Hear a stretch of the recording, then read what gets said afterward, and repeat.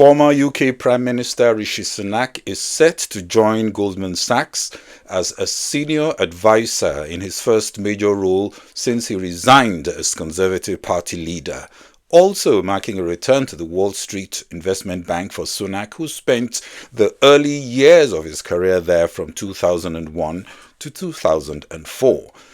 Apple has lost a senior AI executive to Meta amid rumors of 9-figure sign-up bonuses. A lot going on in the executive talent space, where we will focus much of our analysis in this episode. Hello, this is Bode Oshosanyan. Welcome again to Global Business Insights, where we go into some depth on business headlines. Today we will be looking at executive talent, and we'll also discuss women on boards, commenting on an interview yesterday with Jane Fraser, who heads one of the world's largest banks, that's Citigroup, plus other developments on tariffs, Elon Musk as he straddles business and politics, and the latest on the Nigerian economy. But first, some of the other headlines.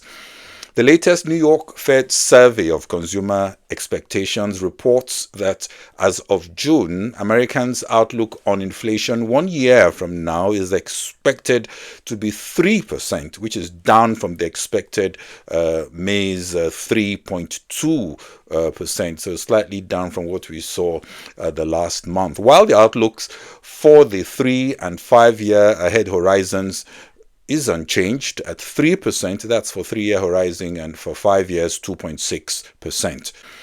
Soon, we will be getting Q2 earnings coming out. That's the earnings season. Goldman Sachs research now forecasts that S&P 500 earnings per share will grow 7% in 2025. That is slightly above the median strategist 2025 forecast for a 6% increase. Goldman analysts see a modest drag on economic growth and a one-time boost to inflation from tariffs, which will weigh on some sectors, but this drag would be offset by growth in other sectors such as information technology, communication services, and healthcare. Markets remain bullish on U.S. stocks amid the latest tariff announcements. The U.S. hinted at a possible 50% tariffs on copper imports and even higher tariffs on pharmaceuticals after a transition period that could last more than a year. The White House already sent letters to more than a dozen countries on Monday threatening tariff rates of between 25% and 40%, with stocks dropping not as deeply as we saw with the first announcement of across-the-board tariffs. That was in early April.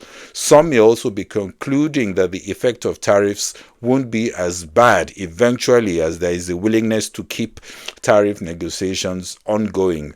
Although yesterday the president posted on Truth Social that there would be no change or extensions granted to the August 1 date.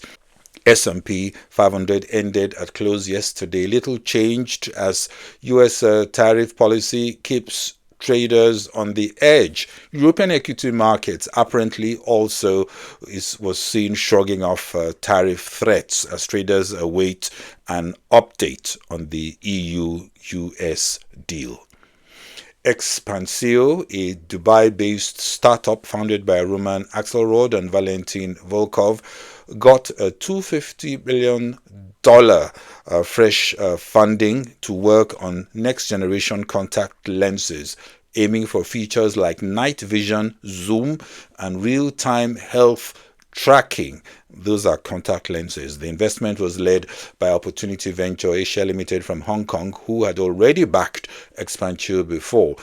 With this new funding, Expansio is now valued at $1.35 billion and stepping up to compete with Meta and Apple in the smart eyewear game.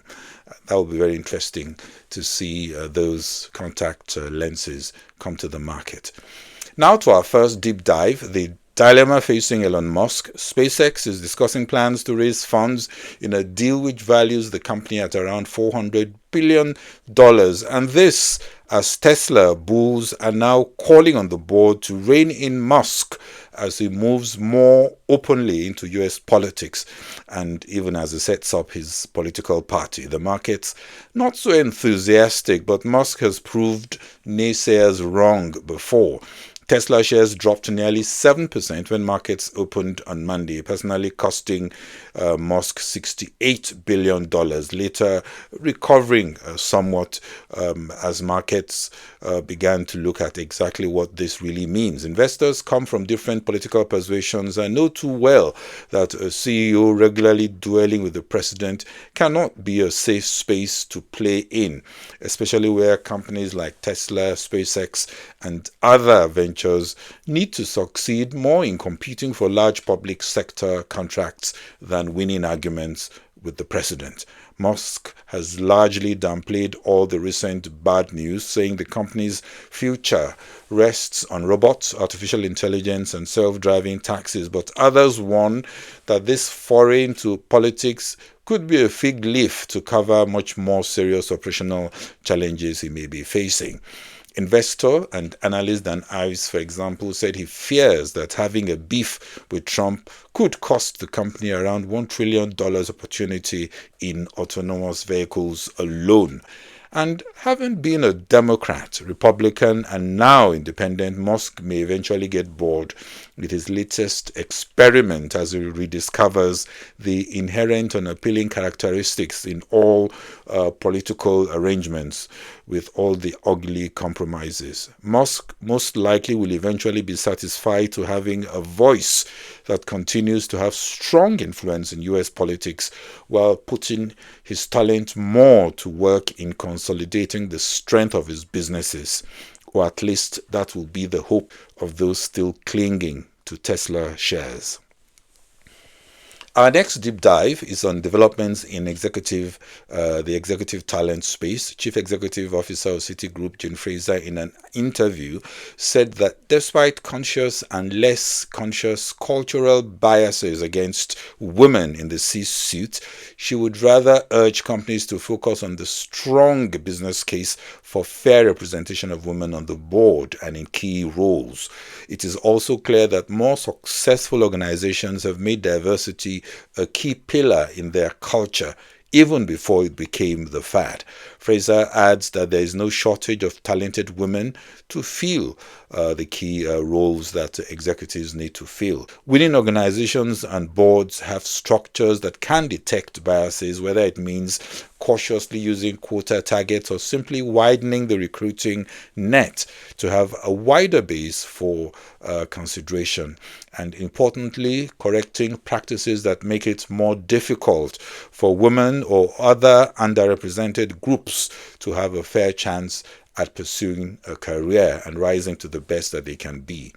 Still on executive talent, this time Meta Platforms was reported to have recruited Apple's top executive responsible for AI models, Roming Pang, thus complicating Apple's AI initiatives as the competition for skilled AI professionals intensifies. It was rumored that nine-figure dollar sign-up bonuses are involved as Meta ramps up its headhunt to lead in new technology areas like AI. The upside for winning with AI more than pays for finding the right person. That's the huge cost involved.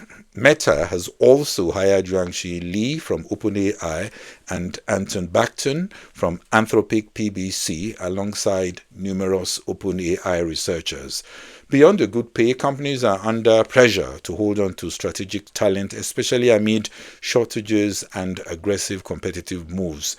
This implies we could see more generous and unusual variable compensation schemes, sign-up bonuses, and equity offers that prioritizes individual contribution and value beyond the traditional job evaluation factors. Stars are in a strong position to negotiate well above the normal pay ranges, noting, of course, that unusually high costs also imply pressure and risks, as companies will, in exchange for generous packages, have terms that enable them to release people faster should the strategy change or if performance disappoints. And still on recruiting, perhaps not in the 9-figure bracket, former Prime Minister Rishi Sunak has joined Goldman Sachs as a senior advisor. Sunak will work part-time advising the bank's clients with his unique perspectives and insights on global politics and the economy. As businesses find geopolitical terrains more difficult to navigate, we could see more movements of savvy politicians through the revolving door to business rules. Now to Nigeria. In a press release last week, the IMF 2025 Nigeria Article 4 consultation projected economic growth stabilizing at 3.4%. The level of growth in 2024 also was 3.4% and coming down to 3.2% in 2026, so 3.4% 2025. The release also said to lift Nigeria's growth outlook and what it describes as fragility. It says the country must tackle security, red tape, agricultural productivity, infrastructure gaps, including boosting electricity supply, as well as improved health and education spending, and making the economy more resilient to climate events. They also noted that addressing structural impediments to private credit extension is also needed to support growth. More analysts observe that untapped upside potential associated with improving epileptic power supply, which can dramatically improve productivity, offset by lower prices as OPEC Plus prioritizes market share, imply much higher economic growth is not out of reach in the medium term. There could also be a growth lift from lower interest rates in the second half of the year. On the political front, we recently saw Nigeria's two main opposition leaders joining a relatively new political party, African Democratic Congress, to challenge President Bola Tinubu and his ruling party in the next election. The discourse on the economic trajectory of the country could get complicated by the very different debate on who wins the next presidential election. While all agree that Tinubu has notched some clear wins on the economy, it still remains unclear if the ADC has anything but hazy thoughts so far on what it will do much differently, but that can also change. For now, going for another party is more like a parachute scenario where one jumps off a plane looking uncertain to land well, ignoring the possibility of landing in more perilous context. Like I said on a previous episode, convincingly addressing electric power supply infrastructure before 2027 will distance Tinubu from others in leaving behind a solid legacy. Granted, it will still be amid lingering vulnerability to an array of shocks, but it's too early to say what happens come 2027. All this as the central bank progresses an agenda to create a better platform for sustainable growth. As it further stabilizes the financial system, the CBN has directed all banks to submit a detailed capital restoration plan, which will be regularly updated within 10 working days after the close of each quarter, beginning with June 30, 2025. The CBN does well to aim for independence and integrity and, of course, alignment with the economic team, and avoid being another microphone to talk up and sell the economy to help the re-election case of the executive branch. Aliko Dangote has announced a $3 billion strategic agreement with the Ethiopian government to build a world-class fertilizer plant in Gode, Somalia, adding that this is a strong commitment to Ethiopia's agricultural self-sufficiency and regional economic integration. Asia Pacific markets closed mixed after Trump rules out tariff deadline extension. US copper futures spiked 17%, the largest intraday increase since 1989, as Trump hinted at a 50% tariff on copper imports. Brent crude in early morning trade was flat at $70 a barrel. Well, that's it on this episode of Global Business Insights. This is Bode Oshosami. Thanks for watching.